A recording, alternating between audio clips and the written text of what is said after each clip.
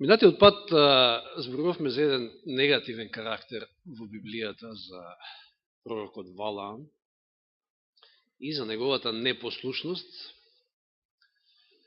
Значи, видовме дека тој не сакал да ја твори Божјата воља, не сакал да го послуша Бога, едноставно се правил да оди по своја воља и да го направи она што тој го сакал.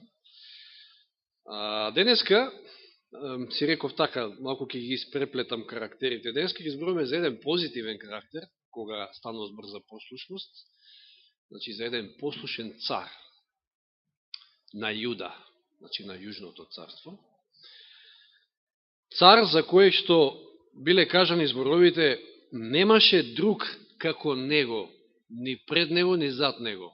Сеќавате ли за кого се кажа на овие зборови?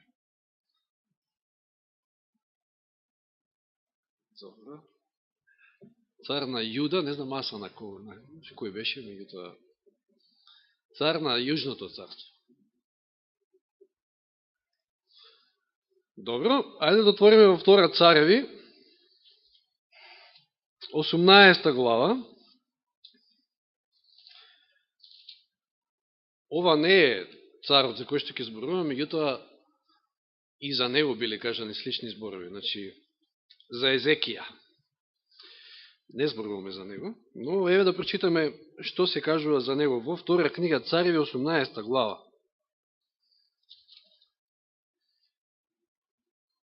Трети, пети и шести стих ќе читам, значи 18 глава Втора Цареви. Правеше што е право во Господовите очи, сосем како неговиот татко Давид. Интересно е, сите овие цареви се споредуваат со Давид.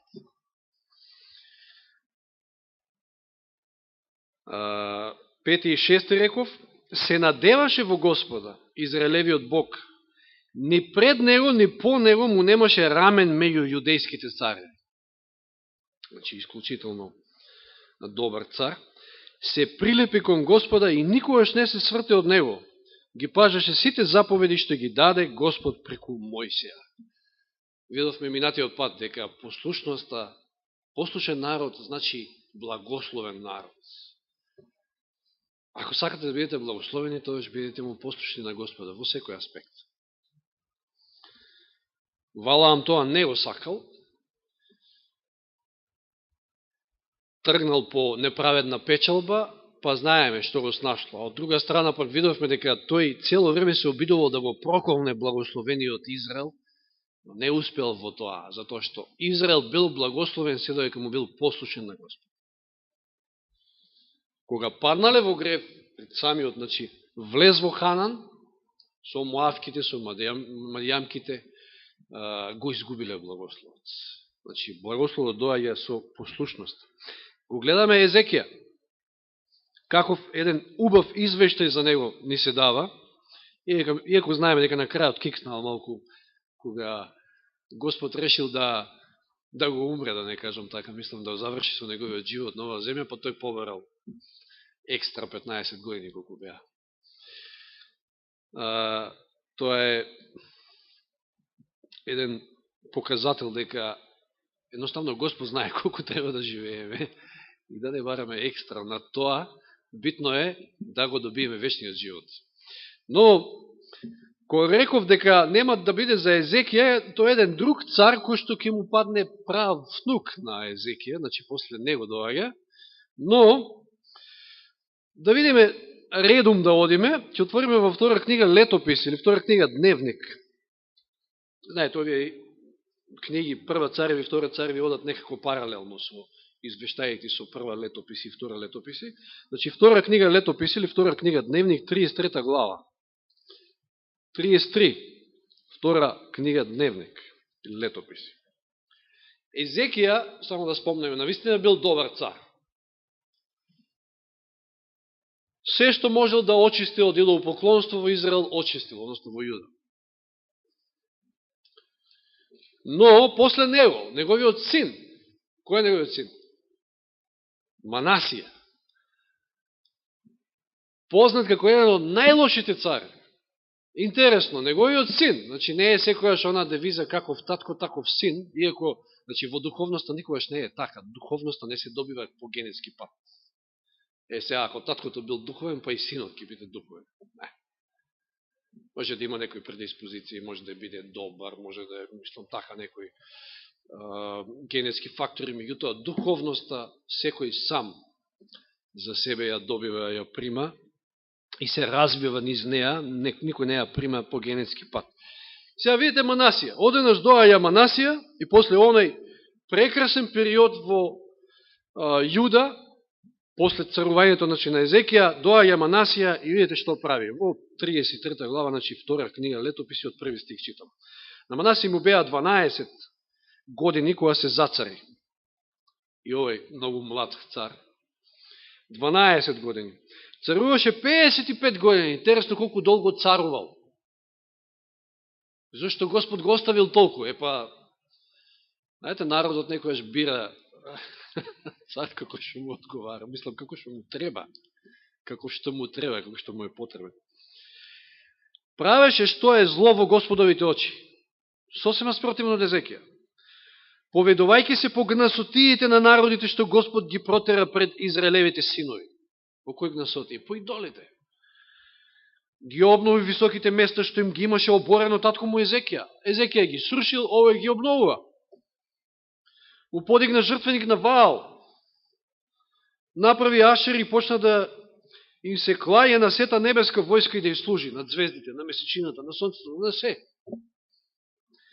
Подигна жртвеници во Господовиот дом. Видите како го обесветил Господовиот дом. Жртвеници подигнал таму. Какви жртвеници? На идоли, за кого што Господ беше рекол, во Ерусалим ќе престојува моето име за секоја. Значи, моето име, а не... И изгради жртвеници за сета небеска војска и во обата предворја на Господовиот дом. И своите синови ги преведе низ оган во долината на Еномскиот син. Вражаше, гаташе, ма ги псуваше, создаде бајачи, повикувачи на мртви и воопшто направи премногу зло во Господовите очи, разгневувајќи го. Господ се гневи на вакво нешто, секако. Вели, направи кип на божество и го постави во Божиот дом, за кого Бог им беше рекол на Давид на неговиот син Соломон, во овој дом и во Ерусалим, што го избрав меѓу сите израелски племиња, ќе го поставам своето име довека. Видите, какви гнасоти направил синот на толку добриот цар Езекија, Манаси. И знаеме дека се подигнал Божиот гнев, се подигнал асирскиот цар, го заробува Манаси, го води во Вавилон, и фала на Бога за Манаси. Манаси е пример на човек, односно е пример о кој што гледаме дека Господ може од најлошиот да направи нешто. Господ може, ако човекот сака, се разбира. Манаси во робство се покајал за се што направил. И подоцна Господ ќе го враќа назад на царскиот престол. Манаси почнува една своевидна реформа. Сето оно што го градил сега го руши. Тамо на крајот од таа глава гледаме. Но, фала на Господа за Манаси, што се покајал. Но тоа зло што го направил, имало големо влијание. Неговиот син Амон сега доаја да се зацари во 21 стих од истата глава. И видите што прави тој. Да не заборавам да кажам само дека вика во времето на Манаси, и тој во втора цареви, да не одиме сега таму, се пролеа многу невина крв. Господ имаше своји избраници секојаш кои што праќаа опомени до Божиот народ, до царот. Знаете ли кој беше погубен во времето на Манаси? Еден од најголемите пророци би се рекол, Исаија. Исаија загинал од Манаси, од неговите луѓе, затоа што тој не сакаше опомени. Се разбира во оној период доека им служеше на Ваал и на другите идоли. Сега доаѓа Амон, синот на Манаси, и вели од 21 стих, му беа 22 години кога се зацари и царуваше 2 години во Ерусалим. Правеше што е зло во Господови очи, како и татко му Манаси, зашто тој им пренесуваше жртви, им служеше на сите кипови на божествата што ги имаше направено неговиот татко Манаси. че татко му не успеа да ги сруши сите тие кипови, затоа што веројатно беше кратко времето пред самиот крај на животот се покајал. Но не се смири пред Господа како што се смири татко му. Значи, Амон уште полош. Туку уште ја умножи својата вина. Тогаш неговите слуги се заверија против него и го убија во домот негов. Каков крај? Само 2 години царувал Амон. Толку Господ дозволил. Да, на 24 годишна возраст, млад. Умрел, бил убиен од своите слуги во неговиот дом. Ама простиот народ, вели овој превод. За жал, народот често пати знае да биде прост. Ама простиот народ ги погуби сите оние кои што се заговорија против царот Амон и на негово место го зацари синот му Јосија. Ова е царот за кој што ќе зборуваме. Простиот народ направил што направил, ама Господ си ги води работите. Ги убиле, нели, оние што негови слуги кои што направиле заговор, го убиле Амон и доаја се зацарил Јоси. И Јоси е навистина една исклучителна личност. Зборувавме во една поука, ми се чини од скоро, кога беше таму минатата година. Први стих, на Јоси му беа 8 години кога се зацари. Неверојатно. Дали има еден стих таму тешко на оној народ, чисто царе дете ли, како беше? Ама, ова дете било исклучително дете. И ќе се прашате од кого учел? Од татко му? Од дедо му? Веројатно мајката имала тука голема улога, но и учел од примери. Тој видел што се случило со неговиот дедо, видел што направил неговиот дедо, видел што се случило со Манаси откако се покајал. Господ му го вратил престолот назад. Видел што се случило со неговиот татко, во неговиот дом губиле, може би пред неговите очи. Веројатно овој Амон млад се оженил. Ако Јоси се зацарил на 8 години, Амон на 24 години загинал, 15-16 години, не знам колку може имал кога се оженил Амон. Така доаѓа. Но како да е, Јоси учил од тие примери веројатно. Но учил и од, веројатно, неговата мајка, поучен од Духот Свети, како треба да царува за да има благослов. И врз него неговото семејство и врз целата нација. Царуваше 31 година во Иерусалим, вели стихот. И сега внимавајте, извеште за него. Правеше што е право во Господовите очи. Во се одеше по патиштата на таткото Давид. Повторно споредба со Давид. Не свртувајќи ни лево, ни десно. Ни десно, ни лево. Во 8-та година на царувањето, доека беше уште дете, почна да го бара Бога на таткото Давид. Значи, на 16 години овде. На 8 години се зацарил во 8-та година. А во 12-та година почна да ги чисти Јудеја и Иерусалим од високите места. Ашерите, од режаните и вајаните ликови. Пред него ги оборија жртвениците на Ваал. Ги скрши сончевите столбови кои беа врз нив. Ги искрши, ги сотере ашерите, вајаните и лејаните ликови. Ги истори по гробовите на оние што им принесуваа жртви. Ги спали коските на свештениците на нивите жртвеници и така ги очисти Јудеја и Иерусалим. Ова ве потсеќа нешто интересен е моментот. Ги спали коските на свештениците.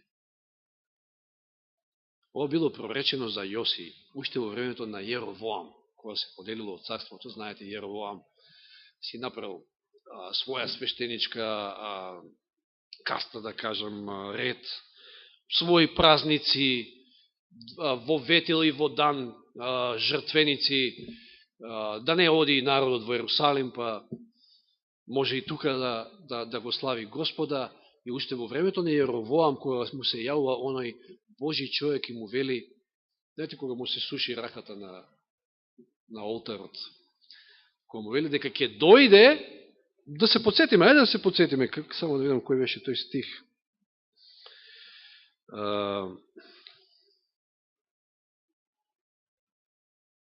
Прва Цареви 13 глава.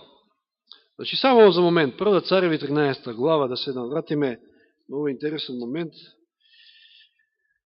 од први стих, а некој Божи човек дојде со Божио слово од Јудеја во Ветил, кога Јеровоам стоеше пред жртвеникот за да кади. И по Божия заповед оној извика кон жртвеникот: жртвенику, Господ вели вака: еве ќе се роди во Давидовиот дом син по име Јоси. Ова е пред 300 години да се појави Јоси. Какво прецизно пророќство. И по име дори. Ќе се роди од Давидовиот дом син по име Јоси, тој ќе ги жртвува на тебе свештениците на високите места, тие кои што кадат врз тебе, и тој ќе гори човечки коски врз тебе. Тоа се исполнило до детаљ. Јоси тој го направил. Ги горел коските на оние лажни свештеници, како што читаме во 5 стих. Да се вратиме во 5 стих во втора книга Летописи. Ги спали коските на свештениците, на нивните жртвеници, и така ги очисти Јудеја и Иерусалим. И исто направи по градовите во Манасиевото, Ефремовото и Симеоновото племе, замислите си, дури во северниот дел од царството зафатил, па до Нефталимовото, по нивните запустени места наоколу. Ги обори жртвениците и ашерите, ги раскова и ги сотре вајаните ликови и ги исече сите сончеви столбови по сета израелска земја, и тога се врати во Иерусалим. Каква реформа? Уште млад, а волку силен, енергичен, волен да му служи на Господа. Се што правеле неговиот дедо, неговиот татко, тој рушил. Се што било идолопоклонство. И затоа стои за него извештај, сега ќе свртиме во втора Цареви, 23 глава. Послушайте го извештајот кој што е многу сличен на оној за Езекија, што претходно го прочитавме. Втора Цареви 23-25. Втора Цареви 23-25. Вика, немаше пред него таков цар, кој му се обратил на Господа со сето своје срце, со сета своја душа и со сета своја сила. Ови се новозаветни зборови. Знаете многу, е јасно, немаше пред него таков цар кој му се обратил на Господа со сето своје срце, со сета своја душа и со сета своја сила, верен во се на Мојсиевиот закон, а ни по него му немаше рана.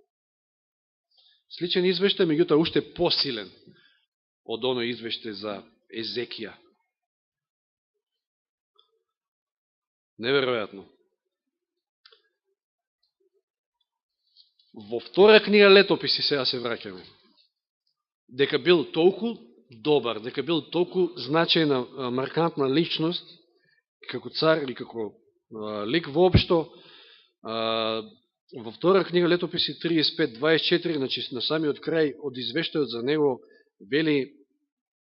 се вели дека сите плачеле по него. Втора книга Летописи 35-24. Слугите го слега од бојната кола, откако бил прободен, загинал во битката со, мисля дека беше со египетскиот цар. Да. И го оставија во друга кола што ја имаше, па го префрлија во Иерусалим. Таму умре и беше погребан во гробницата на татковците. Сета Јудеја со Иерусалим плачеше по Јоси. Сите плачеа по добриот цар. Но да видиме кој е клучниот момент, затоа реков дека многу убав вовет ми даде пред Зоран, кој е клучниот момент кој што делувал во животот на Јоси да направи таква една силна реформа во Јудиното царство? Дали се сеќавате? Втора Летописи 34 глава. 8 стих. Тој дал заповед да се очисти, да се среди, да се реновира Божиот дом. Че ова се добри показатели, дека човекот оди во добар правец, царот, во случајот. Во 18-та година на царувањето, откако ги очисти земјата и храмот, ги испрати Азаелевиот син Сафан, градскиот управител Маси и Јохазовиот добро, кој да е, да го поправат домот на Господа, неговиот Бог. И тие го прават тоа. Што наоѓаат при поправката на Божиот дом? 14 стих. Кога ги изнесуваа сребрениците донесени во Господовиот дом, свештеникот Хелки го најде свитокот на Господовиот закон даден преку Мојсија.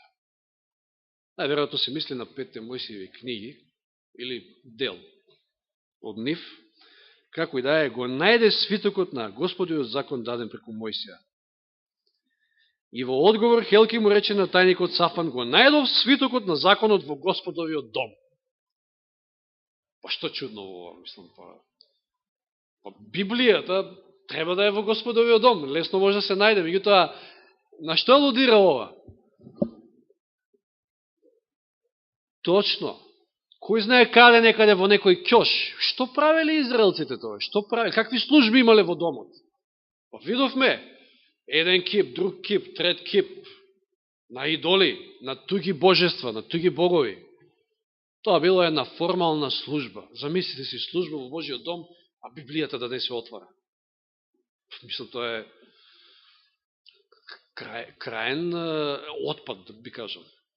Замислите си да доаѓаме еве сега ние на служба и да не се отвара воопшто Библијата. Не знам, да си кажуваме некои приказки. Како што да ви кажем искрено, јас бев сведок на нешто такво во Шведска, знаете дека таму, па и Натали, да, тука е, може и да посведочи, може да како и во Холандија, или тоа се тие западни земји, кај што е таков либерализам навлезен. Бев на служба и да ви кажам дали еден стих се прочита, се зборуваше за свемирот, за не знам Господ како ги создал планетите, ова, она, не знам што, и на крајот заврши човекот и никому ништо, сите се разотидоа, јас празен, да ви кажам, не само јас, веројатно сите тие студенти што беа со мене заедно, отидовме во едно градче тамо во Шведска на служба. Наистина жалостно. Па зашто воопшто доаѓаме и која е силата на Божјата реч? Брат Зоран спомна многу убаво. Божјата реч има сила, не е исто како да читате некоја било друга книга, која друга книга и да ја читате Божјата реч. Има сила едноставно да ве осведочи, нели, како меч со двеоштрици, како што вели таму стихот, кои што навлегуваат до мислите, до помислите на човекот, да ве осведочи нормално заедно со делувањето на Духот Свети. Божјата реч и Духот Свети заедно одат, нели? Учешме од некои од претходните поуки. Да не осведочи и да не обнови под силата на Духот Свети и да направи од нас нови луѓе. Еве што направило со Јоси. Каков е одговорот на Јоси? Значи, едно е да за поставување на Божјата реч, друго е пак како ја примате Божјата реч. Значи, таа била очигледно запоставена. 18 стих читаме од истата глава, тогаш тајникот Сафан му рече на царот, свештеникот Хелки ми даде еден книжен свиток и Сафан почна да го чита пред царот. Царот Јоси слуша. Каква е неговата реакција? И ова е многу битен дел. Но пред да преминеме на тоа како реагирал Јоси, да се подсетиме само на делови од Второ законие, 5 Мојсија. Која, меѓу другото, била должност на царевите? Ели, посакале цар, Господ ти рекол, добро, што сакате цар, ќе имате цар. Но која должност имале царевите?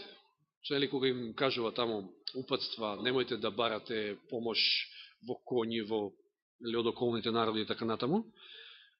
17 глава Второ законие. Ајде се подсетиме. Нешто што Манаси, Амон и многу други цареви го запоставиле. Ја фрле, значи, Библијата таму негде, на страна не им треба. Какви ли само биле службите во Домот Божи? И самиот Божи дом бил запоставен, како што видовме. Морало да се поправки да се направат. Кој знае дали бил и посетуван воопшто. Прашање е. Но, да читаме. Второ законие, 17 глава, од 18 до 20. Ако ќе седне на царскиот престол, царот, значи, нека го препише за себе на свиток овој закон од свештениците левити. Видите што требало од царот да прави? Да го препише законот. Нека го држи покрај себе, нека го чита во секое време на својот живот, за да научи да се бои од Господа, својот Бог, за да ги пази сите зборови на овој закон и да ги врши овие наредби. За да не се издигне со срцето над своите браќа и за да не сврти настрана од оваа заповед, ни десно, ни лево, за да би царувал долго тој и неговите синови во Израел. Колку во избор? Битоа, ова ретко кој цар го правил. Ако ова го правеле, ако видите какво е влијанието на Божјето Слово и зашто треба секој ден да се чита. И да го препише, и да го чита, и да му биде тука постојано, вика, и не само да чита, туку да ги врши овие одредби и наредби. Ништо фајде од тоа, Библијата имаме сите ние. Во едно динамично, брзо време живееме, не знам колку наоѓаме време да ја читаме, меѓутоа не само читањето, прашање туку и да одговориме на Словото. Да го послушаме. Како што, нели, пак оној стих ни е као девиза на некој начин. Марија Богородица, што вели на свадбата во Кана Галилејска? Што им вели на слугите? Се што ќе ви каже, значи Исус, така направете. Се што ќе ви каже. Се што ќе прочитате во Божјето Слово, така направете. Тогаш ќе дојде благословот. Ќе потребна е послушност. И дури исто во Второ Законие 31 глава, да се подсетиме на еден друг момент, 31 глава Второ Законие, од 9 стих читаме, значи 5 Мојсиева 31 од 9. Мојсиј го напиша овој закон и им го предаде на свештениците, Левиевите синови, кои го носеа ковчегот на Господовиот завет и на сите израелски старешини. Мојсиј им нареди, во секоја 7 година, година прошка на празникот на шаторите, чисеници, кога сиот Израел ќе дојде да го види лицето на Господа твојот Бог, на местото што тој ќе го избере, прочитай го овој закон во присуство на целиот Израел. Значи, секоја 7 година требало да се чита јавно пред цел народ законот, да се подсетуваат, немале тие сите, како ние што имаме денеска Библија во своите домови. Зато и ова било исто толку битно. Но тоа очигледно било многу запоставено од Манасии, затоа тргнал по други богови. Кога би читал, кога би бил послушен на Божјето Слово, не би се случило тоа. И сега да видиме, во 34 глава се враќаме втора летописи. Каква е реакцијата на... Се извинувам, во втора Цареви ќе отидеме првин. Тука е многу подобро запишено, значи ви реков, овие се паралелни текстови. Втора Цареви 22.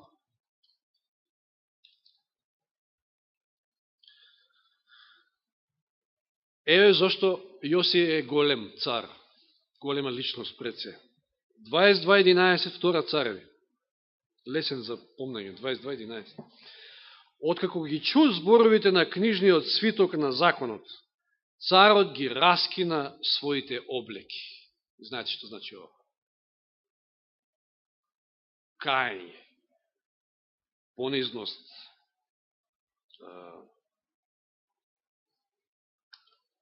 може би гадење над самиот себе, над нацијата, над тоа до каде стигнала самата нација. Ги раскина своите облеки.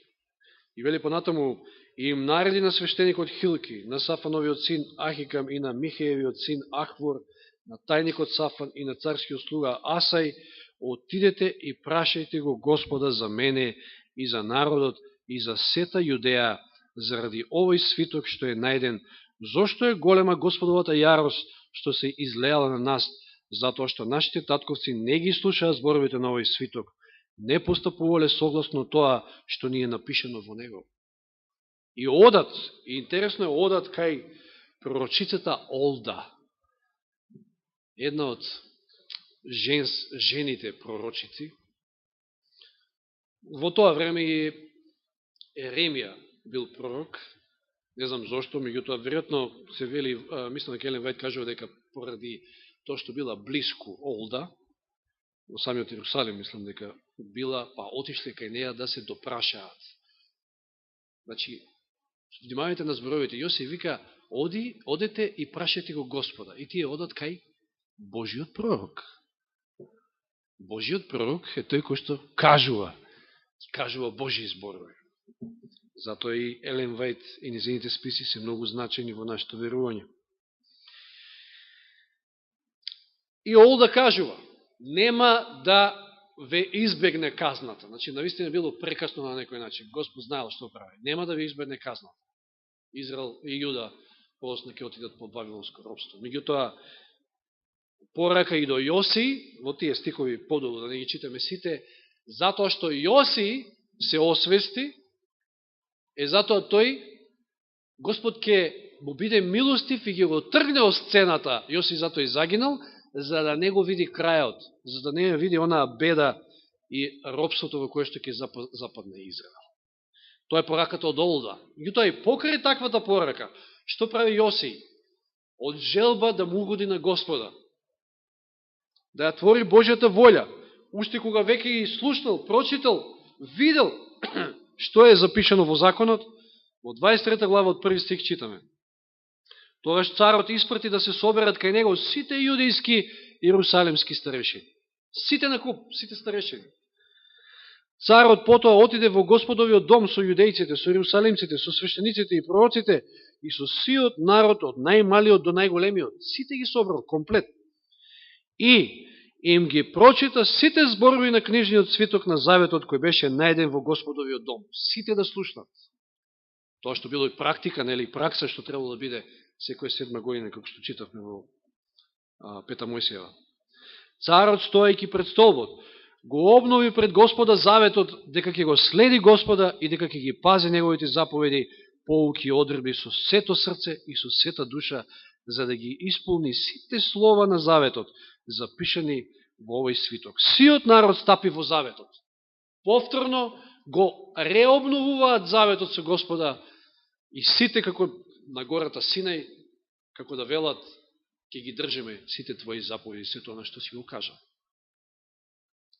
Видите реформата, значи, што ја започнува Јоси, мислам ја продолжува, меѓутоа ја започнува со уште поголем оган, ентузијазам и сила, откако ќе види што стои запишено.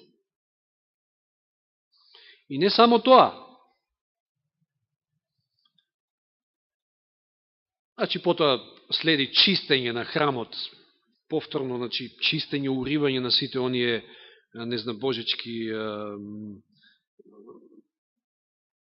олтари, обелисци, што се немало, но што читаме и друго нешто од 21 стих.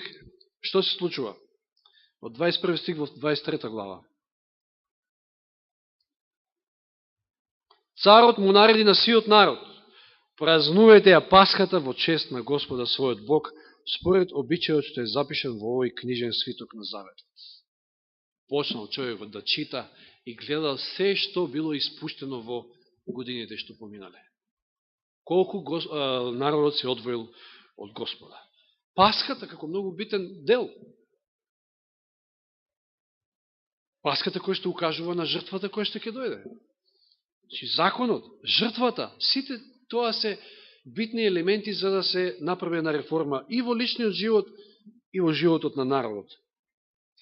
И видите 22 стих што вели: таква Пасха не беше празнувана од времето на судиите, кои што му судеа на Израел и за сето време на израелските и јудејските цари. Каква ли Пасха направил Јоси?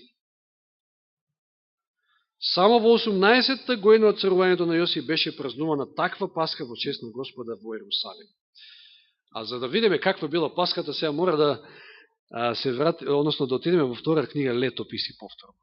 Втора книга Дневник, 35 глава. Неверојатно колку крв се пролеала на оваа Пасха. Мислам на крв на јагниња.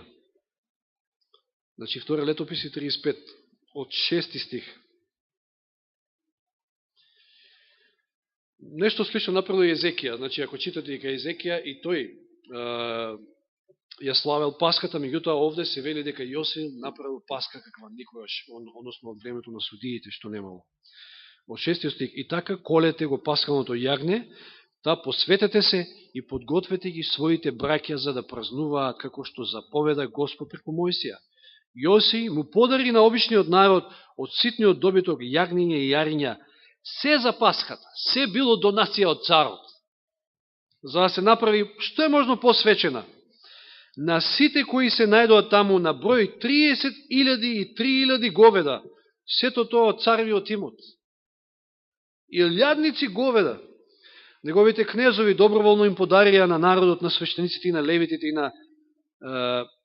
левитите и тоа Хелки, Захари и Ехил, на началниците во Божиот дом, им дадоа на свештениците за Пасха 2600 јагниња и јарења и 300 говеда. И потоа долу стои добиток и 500 говеда и 1000 грла ситен добиток. Значи, неверојатно. Илјадници говеда, илјадници јагниња. Каква Пасха?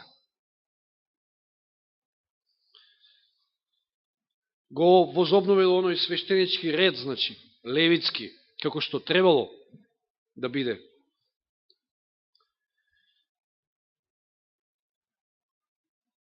Еве 18 стих, значи уште еднаш да повториме оние зборови од Втора Царви, кој што читавме. Пасха, како ова, не се славеше во Израел од времето на пророкот Самуил, од времето на судиите, што тогаш. Ниту еден од израелите царви не ја прославуваше Пасхата како што ја славеше Јосија, со свештениците, со левитите и со сите јудејци и израелци, колку што се најдоа и со ерусалимците. Видите каква реформа.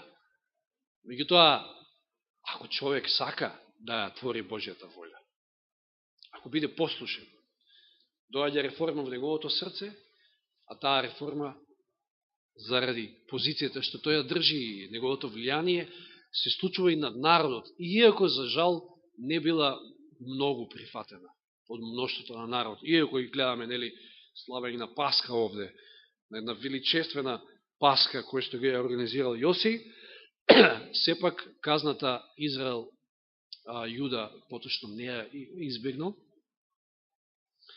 Но поентата е да посочиме на Јосија како цар кој што сакал да ја твори Божјата воја. И гледаме кое е значењето на послушноста во нашиот живот. Послушноста кон она што го вели Божјата реч, Божјото Слово. Каква реформа, какво влијание може да одигра Божјата реч во нашиот живот. Словото е мокно. Но прашањето е како ние се однесуваме кон него. Колку го читаме, колку го слушаме. Јосија направил како што било напишено. Се што Господ му кажал, се така направил. Како правиме ние во нашиот живот. Сите благослови, целиот наш духовен живот, целиот наш телесен живот на оваа земја планета, додека Господ ни одредил да живееме, зависи токму од тоа. Нашата послушност, нашата преданост на Бога. Нека Господ ни помогне да Јосија, лик како Јосија, не биде вистински пример во животот, но и да се поучиме од примерот на Валаам, од неговата непослушност. Нека му е слава на Господа. Амин.